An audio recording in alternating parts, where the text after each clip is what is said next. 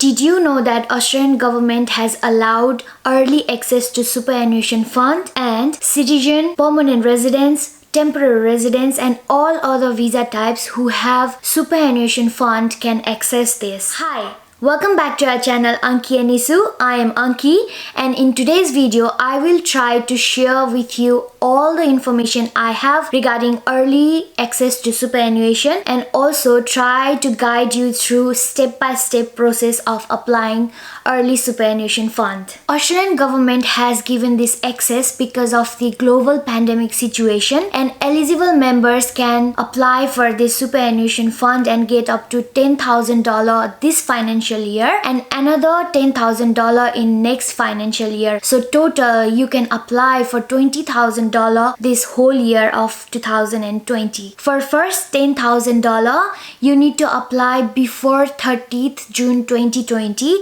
and the next $10,000 you need to apply between 1st of July 2020 to 24th of September 2020.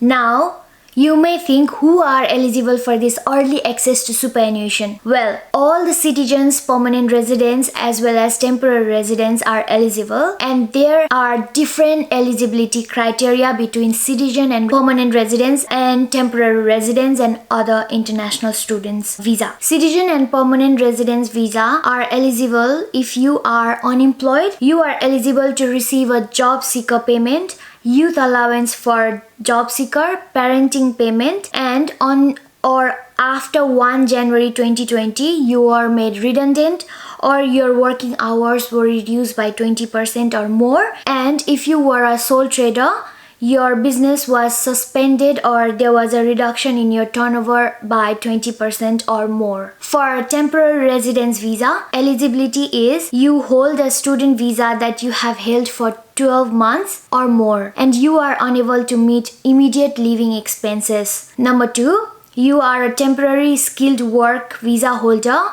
Your working hours have reduced to 0 and you remain engaged with your employer.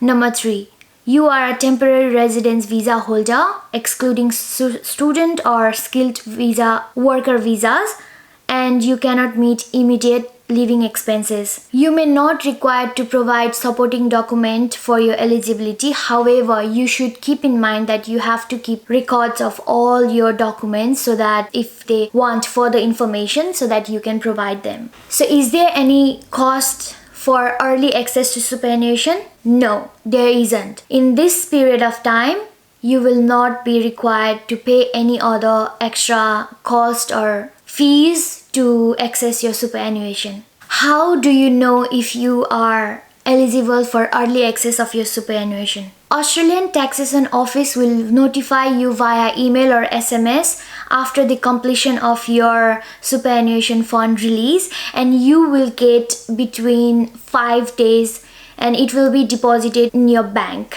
So what are the disadvantages of applying early release of superannuation fund? There are few disadvantages, and they are: number 1, your superannuation fund will be reduced and it will affect in your insurance. It will also affect in your future retirement income. Now, I'll teach you how to apply early release of superannuation step by step. Open your Safari or Google Chrome and then type MyGov, and you have to sign in MyGov account. If you have account, you can just sign in with a username and password. If you don't have MyGov account, you have to open one for you. I have secret question here, so I'll just type my answer and go to next. You must agree to MyGov terms to use and continue to the account. Now go to Australian Taxation Office, your service, and click inside and go to coronavirus release. You will see all the guidelines and what you should do in order to apply for early release of super fund. Click apply to start your application. In eligibility, select the appropriate category here. Then read all the instruction, eligibility requirement, your contact details should be up to date, and tick everything you have checked and read all the laws and requirements. Also make sure you have only applied once in this financial year, that is 1920, under coronavirus. Now select the best reason that suits you the most and click next. Now you will go to the release page. Here you should add your account name, BSP number and account number.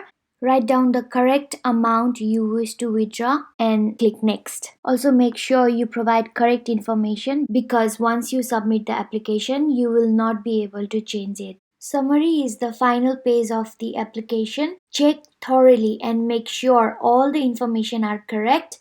Otherwise, the tax law imposes heavy penalties for giving false or misleading information. After checking everything thoroughly, then tick in the box to sign the declaration. And that's it. And just apply. I hope this video helped you a lot to release a superannuation fund. Stay safe, stay healthy, and keep in touch. If you want to know more of this kind of video, you can access here or there. I will link somewhere in the screen. And see you again. Bye bye.